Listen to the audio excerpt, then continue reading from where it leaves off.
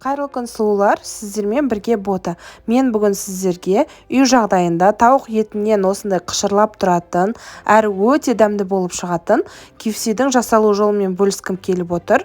Видеоны соңына дейін қарап, менің арнама тіркелуді және де комментарий жазуды ұмытпаңыздар.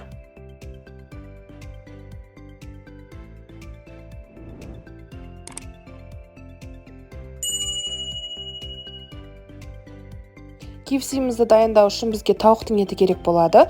Аяғы немесе қанаты болса да жарайды. Мен тауықтың төс етін пайдаландым. Осы видеодағыдай етіп, тауықтың төс етін жұқалап турап аласыздар.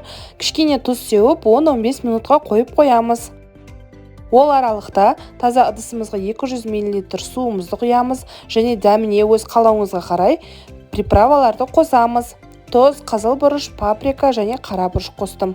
Оның үстіне 200 грамм ұн салып, жақсылап араластырып, быламық жасап аламыз.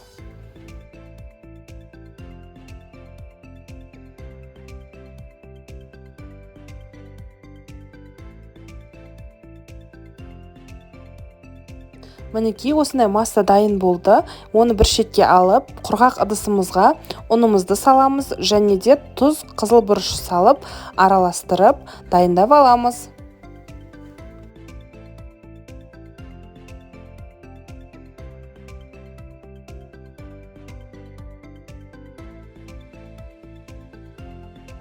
Массамызда, ұнымызда дайын болды. Енді 15 минут бойы тұрған тауықтың етін массамызға батырып, сосын ұнымызға бұлап, жақсылап қызып тұрған майда қып-қызыл болғанша қуырып аламыз.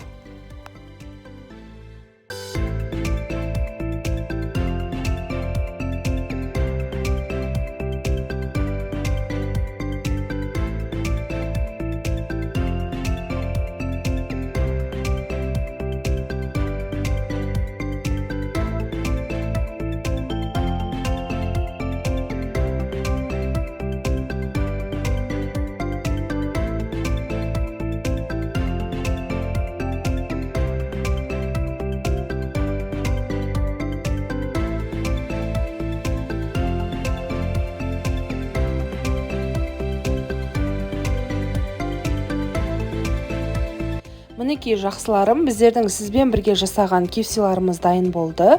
Өте дәмді, әрі қышырлақ болып шығады. Үйде жасалғандықтан таза әрі халал. Міндетті түрде жасап көріңіздер. Сіздермен бірге болған бота.